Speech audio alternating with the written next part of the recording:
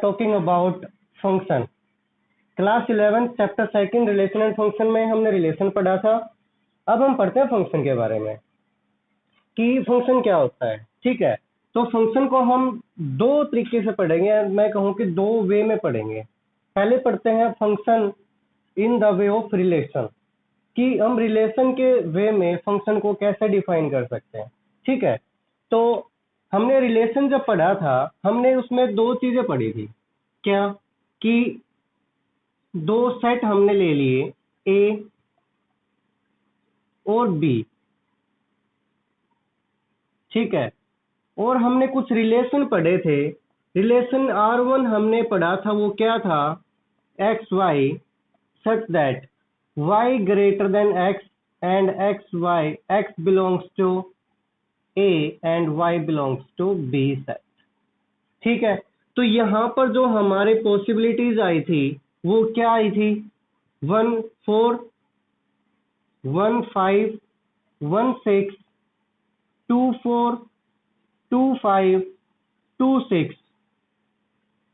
ये चीजें समझनी जरूरी है, तभी हम सेट को रिलेशन और फंक्शन को समझ पाएंगे। ठीक है, फिर था हमारे पास 3 4 3 5 और 3 6। ठीक है, तो दूसरा हमने जो रिलेशन पढ़ा था वो क्या था, X Y such that y is equal to X plus 3। ठीक है, and x belongs to A and y belongs to B। तो यहां पर हमारे पास पॉसिबिलिटी क्या आई थी, 1 4 2 5 और 3 6। ठीक है, हमने एक सेट रिलेशन पढ़ा था R3, वो क्या था कि X Y such that y is equal to X plus 4। ठीक है, x belongs to A y belongs to B। ठीक है, यहां पर हमारे पास क्या पॉसिबिलिटी थी, 1 5 एंड 2 6। ओके, अब हम पढ़ते हैं कि what is function in term of relation. अगर हम कहें, ध्यान से समझना इन चीजों को, कि function is A special type of relation. Function भी एक रिलेशन है जो एक स्पेशल टाइप का, वो स्पेशल टाइप हमने पढ़नी है क्या है। बट एक चीज समझिए कि जो रिलेशन हमने पढ़ा है वो एक फंक्शन ही है, बट सभी रिलेशन फंक्शन नहीं है। एक स्पेशल टाइप ऑफ रिलेशन जो है उसी को फंक्शन बोलेंगे, और वो कौन सा होगा हमने ये पढ़ना है। इस चीज को समझो कि रिलेशन भी एक फंक्शन है, बट सभी रिलेशन फंक्शन नहीं होंगे। तो डेफिनेशन को समझते हैं। हमारी जो डेफिनेशन है वो क्या होगी कि ए रिलेशन एफ, यहां पर रिलेशन एफ बोला, फंक्शन नहीं बोला, और रिलेशन आर भी नहीं बोला। A relation F from set A to set B एक रिलेशन है एफ सेट ए से सेट बी का, इज कॉल्ड फंक्शन। फंक्शन कहेंगे कब, if every element of set A. इन चीज को, दो चीजें यहां पर ध्यान से समझना, कि every element of set A has one and only one image in set B. ये होगी एक रिलेशन फंक्शन की डेफिनेशन। इस चीज को समझना है कि रिलेशन है कोई एफ सेट ए से सेट बी का, उसको फंक्शन कहेंगे कब कहेंगे, जब प्रत्येक एलिमेंट ऑफ सेट ए का प्रत्येक element one and only one image, सिर्फ एक ही इमेज होगी। ठीक है, अब इस चीज को समझना है। ठीक है, इस चीज को हम समझते हैं रे डायग्राम की हेल्प से।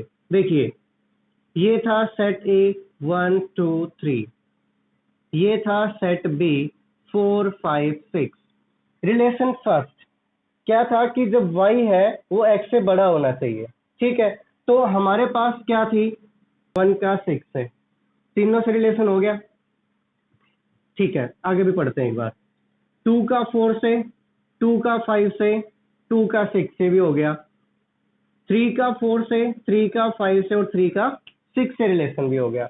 इसका मतलब समझो कि एवरी एलिमेंट ऑफ सेट ए ने के प्रत्येक एलिमेंट ने एक इमेज बना ली। फर्स्ट जो हमारी टर्म थे, डेफिनेशन थी, वो क्लियर होगी कि एवरी एलिमेंट ऑफ सेट ए हो गया। One and only one image ये नहीं बनी, क्योंकि 1 की इमेज 4 भी है, 1 की इमेज 5 भी है, 1 की इमेज 6 भी है। होना क्या चाहिए कि एक एलिमेंट की सिर्फ एक ही इमेज होनी चाहिए। यहाँ पर देखिए 1 की इमेज तो 4 भी है, 1 की इमेज 5 भी है, 1 की इमेज 6 भी है। हमने क्या पढ़ा था कि ये जो होता है सेकंड एलिमेंट, इसको बोलते हैं इमेज। क्या बोलते हैं इसको, इमेज ऑफ फर्स्ट एलिमेंट। तो फर्स्ट की इमेज 4 है, फर्स्ट की इमेज 5 है, फर्स्ट की इमेज 6 है, तीन इमेज बन गई। होनी कितनी चाहिए, 1 एंड ओनली 1 इमेज। तो ये जो रिलेशन था R1 ये फंक्शन नहीं होगा। क्लियर।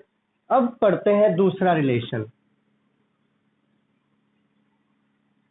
क्या कहता है कि ये एक सेट ए हो गया 1 2 3 और ये हो गया बी 4 5 6। देखिए 1 की 4 के साथ इमेज है, 2 की 5 के साथ और 3 की 6 के साथ।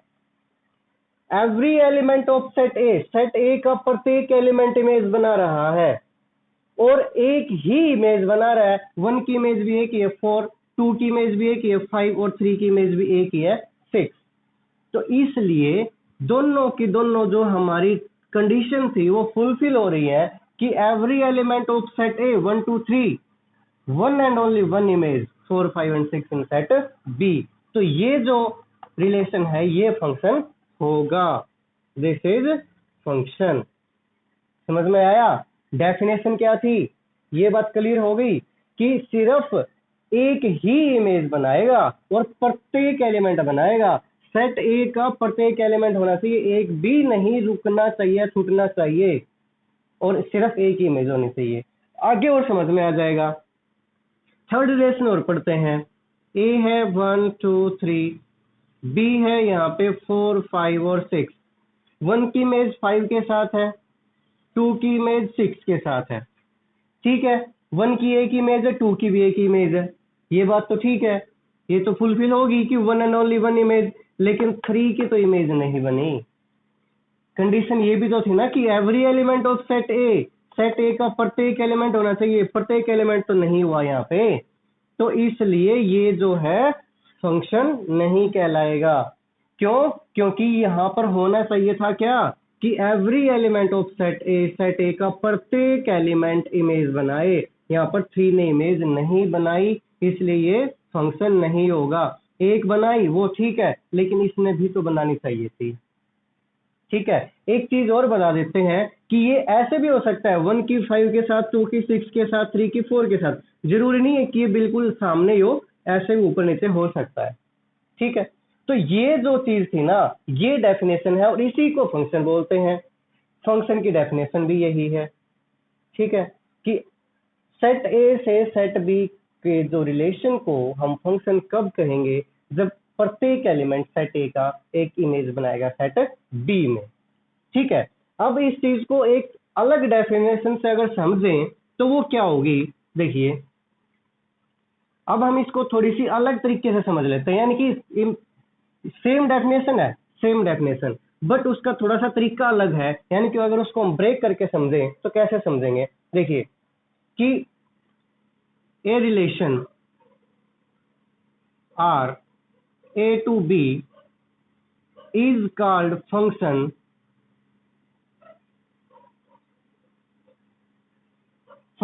कब, when नंबर 1 कंडीशन क्या थी कि domain is equal to A. Domain क्या होनी चाहिए, ए होनी चाहिए, ठीक है। हमारा जो फर्स्ट रिलेशन था उसमें डोमेन क्या थी 1 2 3, ठीक है। लेकिन आगे चलते हैं। नंबर 2 कि every distinct order pair, every distinct order pair has no first element repeat.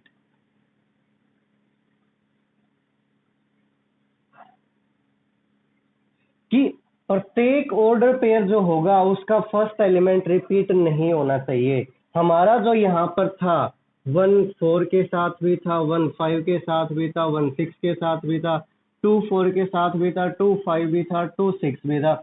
यानी कि देखो कि जितने भी ऑर्डर पेयर बनते हैं, every distinct order pair has no first element repeat. First element repeat नहीं होना चाहिए। ये कंडीशन इसने फुलफिल नहीं की, यहाँ पर तो ये रिपीट हो रहा है, इसलिए फंक्शन नहीं था। तो डोमेन ए होनी चाहिए। डोमेन ए का मतलब क्या है कि जो आपका सेट ए था वो एग्जिस्ट करना चाहिए, यूं का यूं। ठीक है, हमारा रिलेशन 2 था, वो क्या था, 1 4 था, 2 5 था और 3 6 था। ठीक है, इसमें देखिए डोमेन क्या रहेगी आपकी, फर्स्ट एलिमेंट को डोमेन बोलते हैं, 1 2 3 डोमेन होगी आपकी सेट ए। फर्स्ट डेफिनेशन जो थी या फर्स्ट कंडीशन थी वो फुलफिल होगी। Every distinct order pair, 3 order pair है, किसी में भी फर्स्ट एलिमेंट रिपीट नहीं है। यहाँ पर 1 2 3 है, कोई भी ऑर्डर पेयर में फर्स्ट एलिमेंट रिपीट नहीं हो रहा। तो ये जो दोनों कंडीशन फुलफिल करेंगे उसको हम क्या बोलेंगे, फंक्शन। क्लियर। तो ये डेफिनेशन एक ही है, बस थोड़ा सा तरीका अलग है, या बोले कि उसको हमने ब्रेक कर दिया है। ठीक है, इस चीज को हम ये भी समझ सकते हैं कि अगर हमारे पास यहां पर 2 एलिमेंट है या 2 वैल्यू है, ठीक है, एक यहां पर बनाते हैं, एक वैल्यू अगर हम पुट करेंगे या फिर एक एलिमेंट कभी भी 2 के साथ कॉमन नहीं हो सकता। एक एलिमेंट कभी भी 2 के साथ कॉमन नहीं हो सकता। यहाँ पर अगर था 1 4 1 5 कभी नहीं हो सकता, लेकिन 2 एलिमेंट एक के साथ कॉमन हो सकते हैं। ठीक है, कंफ्यूज नहीं होना। 2 एलिमेंट एक के साथ कॉमन हो सकते हैं, बट एक एलिमेंट 2 के साथ कॉमन नहीं हो सकता। बस ये चीज और समझ लीजिए। ठीक है, तो ये जो हमने बोला था स्टार्टिंग में ही कि 2 तरीके से फंक्शन को पढ़ेंगे। एक तो था ये इन टर्म ऑफ रिलेशन, अब पढ़ते हैं in term of rule. Now we are talking about function in term of rule. Okay, क्या है कि function is a rule, function एक रूल है which give a new element, जो एक न्यू एलिमेंट देगा out of some given element. समझिए इस चीज को कि एक फंक्शन है वो एक रूल है जो एक नई वैल्यू देता है कुछ जो हमारे पास वैल्यूज हैं उन वैल्यूज के ऊपर। कैसे, देखिए हम लिखते हैं कि F X is equal to 2x, F X is equal to 2x। देखिए हमने x की जगह 1 रखा, एफ एक्स क्या आया, 2 आ गया। हमने x की जगह 2 रखा, एफ एक्स क्या आ गया, 4 आ गया। हमने x की जगह 3 रखा, एफ एक्स क्या आ गया, 6 आ गया। तो इसका मतलब क्या हुआ कि एक रूल बन गया। कैसा रूल, कि हम एक वैल्यू रखते हैं और हमें एक नई वैल्यू मिलती है। समझ में आ गई बात, कि फंक्शन एक रूल बन गया और वो रूल क्या है, वो 2x है, जिसपे हमने कुछ वैल्यू पुट करी 1 2 3 इनफाइनाइट, तो हमें एक वैल्यू मिलती है। ठीक है, तो ये क्या बन गया, एक रूल बन गया। तो हम इसको क्या लिखते हैं, देखिए ये हम जितनी भी वैल्यू पुट करते जाएंगे उतनी वैल्यू ये आती जाएंगी। ठीक है, ये 1 क्या है, 2 3 4 ये सब क्या है, नेचुरल नंबर। इसका मतलब x किससे बिलोंग करता है, नेचुरल नंबर से। 2, 4, 6, 8 ये भी क्या है, नेचुरल नंबर है। तो यानी कि जो एफ एक्स है, जो 2x की वैल्यू हमारी आ गई, वो भी क्या है, एक नेचुरल नंबर है, वो भी एक नेचुरल नंबर है। ठीक है, और ये देखिए 1 का किससे रिलेशन है, 2 से, 2 का किससे है, 4 से, 3 का किससे है, 6 से। तो ये क्या बन गया, एक रूल नहीं बन गया। ठीक है, और इसको एक रिलेशन ही बोल लेंगे हम। 1 का रिलेशन 2 से, 2 का रिलेशन 4 से, 3 का रिलेशन 6 से। तो हम इसको ये लिख सकते हैं, relation n to n natural number का नेचुरल नंबर से रिलेशन नहीं हो गया। 1 रखा तो 2 आया, 2 रखा तो 4 आया। हमने क्या लिखा इसको कि relation such that X Y नहीं लिखेंगे यहाँ पे, हम यहाँ पर लिखेंगे हम एक्स और एफ एक्स। एक्स पुट किया, एफ एक्स मिला, such that F X is equal to 2x and x belongs to natural number. ये क्या बन गया, एक रिलेशन बन गया। अब देखिए हमने क्या किया, हम लिख वैसे ही हम सिर्फ शो करने के लिए लिख लेते हैं 1 2 3 4 5 6 बहुत सारी वैल्यूज 1 2 3 4 5 6 7 8 9 10 11 12 लिख तो नहीं सकते इसको हम, क्योंकि एक रूल है, ये एक सेट नहीं है। फिर भी समझाने के लिए लिख लेते हैं कि हमने 1 वैल्यू पुट की तो 2 आया, 2 पुट की तो 4 आया, 3 पुट की तो 6 आया, 4 पुट की तो 8 आया, 5 से 10 आया, 6 से 12 आया। यानी कि जितनी भी हमने वैल्यू पुट करी है उन सभी वैल्यूज से एक इमेज बन रही है। एवरी एलिमेंट यानी कि एवरी वैल्यू से। तो ये हमारी जो डेफिनेशन थी, दो कंडीशन थी कि एवरी एलिमेंट ऑफ सेट ए, तो इस सेट का प्रत्येक एलिमेंट एक इमेज बना रहा है, और वो भी only one and only one image बना रहा है। ठीक है, प्रत्येक एलिमेंट इमेज बना रहा है और सिर्फ एक ही इमेज बना रहा है। दोनों कंडीशन फुलफिल होगी तो ये क्या बन गया, एक फंक्शन बन गया। तो इसको हम क्या बोल सकते हैं, एक फंक्शन भी बोल सकते हैं। इसको ये भी लिख सकते हैं फंक्शन, किससे, नेचुरल नंबर का नेचुरल नंबर से। ठीक है, तो ये क्या बन गया, एक फंक्शन। तो देखिए ये एक रूल है, और इस रूल को हमने क्या बोला, फंक्शन। हम क्या लिखेंगे, रूल इज ए फंक्शन। बोला क्या, ये एक रूल था, रूल से क्या बन गया, फंक्शन बन गया। अब रूल जब फंक्शन है तो ये भी तो लिख सकते हैं ना कि फंक्शन इज ए रूल। हमने क्या बोला, function is a rule. Function क्या है, एक रूल है। ये हमने एक रूल माना था। ठीक है, हमने कुछ वैल्यू पुट की थी, वो एक रिलेशन क्रिएट हो गया। उस रिलेशन से जब हमने हमारी दोनों कंडीशन वेरीफाई होगी तो हम इसको क्या बोल लेंगे, फंक्शन बोल लेंगे। तो ये रूल क्या बन गया, फंक्शन बन गया, और फंक्शन इज ए रूल। तो ये चीज, एक चीज जो थी वो समझने वाली थी। ठीक है, इसको हम कैसे लिख सकते हैं, फंक्शन नेचुरल नंबर से natural number F X is equal to 2x। ठीक है, ये एक क्या बन गया, फंक्शन बन गया। बट क्या ये सही है, क्या ये हर कंडीशन को फुलफिल करेगा, और ये क्या ये नहीं करेगा, इसको भी समझते हैं। देखिए ऐसा हमने बोला कि कोई भी जो रूल होगा वो एक फंक्शन होगा, कोई भी रूल होगा वो क्या होगा, एक फंक्शन होगा। तो क्या ये बात सही है, चेक करते हैं। हमने एक और फंक्शन ले लिया, x square minus 1/2x, x square minus 1/2x, एक और रूल ले लिया। ठीक है, 1 पुट करते हैं x की जगह, 1 माइनस 1 0/2 क्या आ गया, 0 आ गया। 2 पुट करते हैं, 2 2 जा 4 माइनस 1 3 आ गया, 3/4 आ गया। ठीक चल रहा है। हम 0 पुट करते हैं, अगर हम 0 पुट करेंगे तो क्या आएगा, 0 minus 1, 2 minus 0, then 1 minus 0 is equal to क्या आ गया, इनफाइनाइट। इनफाइनाइट का मतलब क्या है, डज नॉट एग्जिस्ट, ये एग्जिस्ट ही नहीं कर रहा। तो ये तो गड़बड़ हो गई हमारी।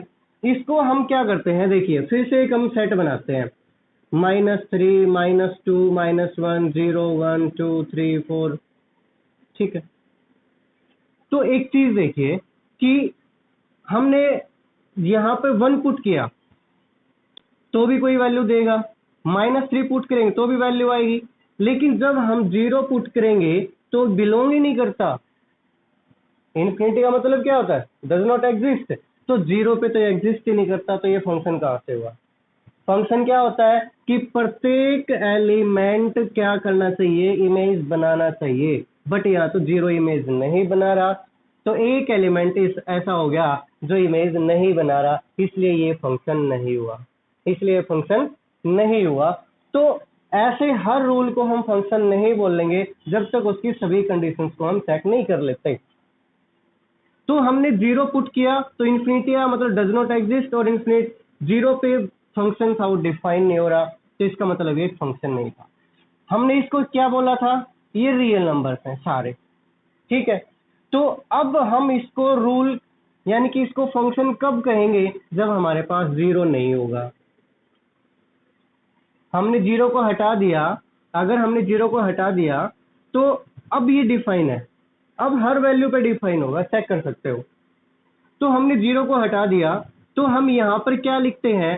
r minus 0 tends to r, r minus 0 tends to r, this is a rule.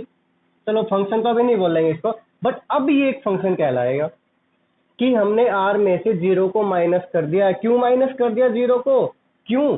क्योंकि 0 पे फंक्शन डिफाइन नहीं हो रहा, ठीक है, यानी कि 0 पे कोई इमेज नहीं क्रिएट हो रही, इसलिए हमने 0 को हटा दिया। अगर हमने 0 को हटा दिया तो हमारे पास अब क्या बन गया? r minus 0, r minus 0। तो यहां पर ये 0 नहीं आएगा, बाकी सभी एलिमेंट आएंगे हमारे। तो अब एक चीज समझनी है, ये अब एक फंक्शन बन गया, function r minus 0 to r, ठीक है। तो ये चीज समझ में आनी चाहिए थी, वो हमने समझा दी। अब एक चीज और समझते हैं कि ये हमने क्या लिखा, ये क्या है? ये क्या है? डोमेन। ये क्या है? डोमेन। अब डोमेन क्या होती है? हमने बताया था कि प्रत्येक ऑर्डर पेयर का फर्स्ट एलिमेंट का जो सेट होता है उसको हम डोमेन बोलते हैं, ठीक है। तो यहां पर भी हमारे ऑर्डर पेयर थे, उसका जो फर्स्ट एलिमेंट का सेट था वो क्या बन गया? डोमेन बन गया। तो ये डोमेन है, ठीक है। तो डोमेन की हम डेफिनेशन क्या लिखेंगे? What is domain? यहां पर लिखते हैं अलग से।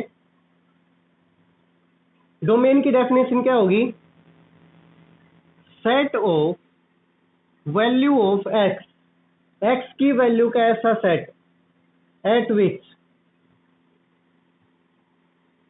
फंक्शन इज डिफाइंड, जहां पर फंक्शन क्या कर रहा है? डिफाइन कर रहा है एक्स की वैल्यूज का वो सेट, जहां पर फंक्शन डिफाइन करेगा उसको हम क्या बोलेंगे? डोमेन। उसको हम क्या बोलेंगे? डोमेन, ठीक है। तो हमारी ये क्या हो गई? डोमेन हो गई, ठीक है, ओके।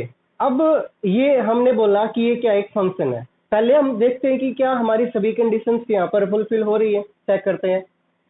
हमने क्या बोला था कि एक चीज तो ये होनी चाहिए कि एवरी एलिमेंट ऑफ सेट ए का प्रत्येक एलिमेंट इमेज बनाना चाहिए, ठीक है। तो हमने यहाँ पर क्या लिख दिया? डोमेन। डोमेन का मतलब क्या हो गया? कि वो वैल्यू जहां पर फंक्शन डिफाइन है। इसका मतलब क्या हुआ? कि प्रत्येक वैल्यू जो होगी डोमेन की उस पे क्या होगी? इमेज बनेगी, ठीक है। दूसरी चीज समझिए क्या, कि यहाँ पर कोई भी वैल्यू पुट कर दीजिए, आपकी मर्जी, कोई भी वैल्यू पुट कर दीजिए। क्या कोई भी वैल्यू आपको दो आंसर दे सकती है? नहीं देगी। अगर आप 1 पुट करोगे तो एक आंसर आएगा, 2 पुट करोगे तो अलग आंसर आएगा।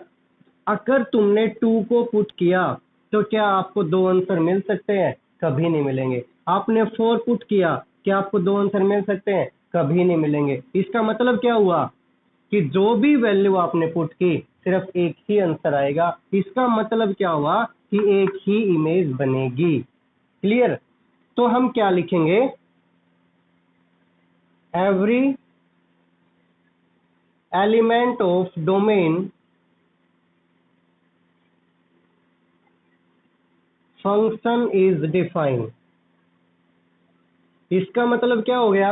कि डोमेन के प्रत्येक एलिमेंट पे फंक्शन डिफाइन हो गया, और फंक्शन अगर डिफाइन हो गया तो इसका मतलब क्या हुआ, अगर फंक्शन डिफाइन हो गया इसका मतलब क्या हुआ कि जो हमारा सेट बनेगा ये, इसके प्रत्येक एलिमेंट पे हमें इमेज मिलेगी। क्लियर, ये हमारी होगी डोमेन। जब हम वैल्यूज को पुट करते हैं और हमारा ये आंसर आता है, अगर हमने 1 पुट किया और हमारे पास आंसर आया क्या 0, तो ये जो हमारे सेकंड एलिमेंट होते हैं इसको हम क्या बोलते हैं, कोडोमेन। इसको क्या बोलते हैं, कोडोमेन। तो ये हमारा क्या हो जाएगा, कोडोमेन। यानी कि अब इस चीज को समझो कि जो x है वो क्या है, डोमेन, और जो fx है वो क्या है, कोडोमेन। ठीक है, तो देखिए डोमेन के प्रत्येक एलिमेंट पर फंक्शन डिफाइन है, तो मतलब क्या है कि इमेज तो क्रिएट कर रहा है। कितनी इमेज क्रिएट कर रहा है, अभी हमने बताई कि एक भी एलिमेंट ऐसा नहीं होगा जिससे हमें 2 आंसर मिलेंगे। तो हम क्या लिखेंगे, दूसरी बात कि every element of domain has one and only one image.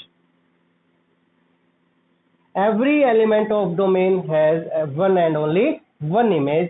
तो हमारी दोनों कंडीशन फुलफिल होगी, तो इसलिए क्या हो गया, एक फंक्शन हो गया। ठीक है, ये क्या हो गया, एक फंक्शन हो गया। तो हमने एक चीज समझ ली यहां से, क्या कि एक कोई भी हमने रूल लिखा, ये हमने एक रूल लिखा, उस रूल को हम फंक्शन कहेंगे, बट कब कहेंगे, जब हमारी दोनों कंडीशन फुलफिल होंगी। दोनों कंडीशन फुलफिल होने का मतलब क्या है कि प्रत्येक एलिमेंट जो डोमेन का होगा उस पर फंक्शन डिफाइन होना चाहिए, और प्रत्येक एलिमेंट जो डोमेन का होगा उस पर हमें सिर्फ एक इमेज मिलनी चाहिए। ठीक है, अब हमने इसको हटा देते हैं। अब ये बात आती है कि डोमेन पे कैसे, व्हाट इज डोमेन। अब डोमेन पे फंक्शन कैसे डिफाइन करेगा, डोमेन क्या है। ठीक है, तो डोमेन क्या है, डोमेन क्या है, सबसेट ऑफ रियल नंबर। और कोडोमेन भी क्या है, सबसेट ऑफ रियल नंबर। तो जब भी आपको ये मिले कि रियल नंबर का एक सेट है, ठीक है, या फिर रियल नंबर का एक रूल है, तो उसको आप डायरेक्ट क्या समझोगे, डोमेन और कोडोमेन। अब इस पूरी चीज को जो हमने सीखी है, इसको अगर हम सम अप करें तो क्या लिखेंगे, ये क्या है, रियल नंबर। तो क्या लिखेंगे, रियल फंक्शन। क्या लिखेंगे, real function F X is equal to X square minus 1/2x। अब रियल फंक्शन का मतलब क्या हो गया, जब भी आपको रियल फंक्शन मिलेगा तो आप समझ लेना क्या है, वहां पर डोमेन और कोडोमेन है। जब भी आपको रियल फंक्शन लिखा मिले, समझ लेना कि डोमेन जो है वो क्या है, सबसेट ऑफ रियल नंबर, और कोडोमेन भी क्या है, सबसेट ऑफ रियल नंबर। ठीक है, तो जितनी भी हमने बात पढ़ी वो सबका समअप ये है। और इसको हम एक और तरीके से लिखते हैं क्या, कि F X, if F X is a real function, अगर एफ एक्स रियल फंक्शन है, then F X is equal to X square minus 1/2। अगर फंक्शन एक रियल है, अगर फंक्शन एक रियल है, तो पहली चीज दिमाग में क्या आनी चाहिए कि डोमेन क्या होगी, रियल नंबर। कोडोमेन भी क्या होगी, रियल नंबर। और डोमेन क्या होती है, अब मैं इसको उल्टा लेके चल रहा हूँ। हमने बोल दिया कि फंक्शन है एक ये, और रियल फंक्शन है। रियल फंक्शन आते माइंड में क्या आया कि डोमेन भी क्या है, रियल नंबर। कोडोमेन भी क्या है, रियल नंबर। डोमेन क्या होती है भाई, डोमेन एक ऐसा सेट होता है वैल्यू ऑफ एक्स का जिसपे फंक्शन क्या होता है, डिफाइन होता है, एक कंडीशन फुलफिल होगी। अब कोडोमेन क्या होती है, कोडोमेन वो वैल्यूज होती हैं जहां पर डोमेन का प्रत्येक एलिमेंट सिर्फ एक इमेज बनाता है, तो दूसरी कंडीशन भी क्या होगी, सेटिस्फाई होगी। तो ये क्या हो गया, एक फंक्शन हो गया। तो इस प्रकार से हमने क्या पढ़ा, function is a rule which give a new element out of some given element.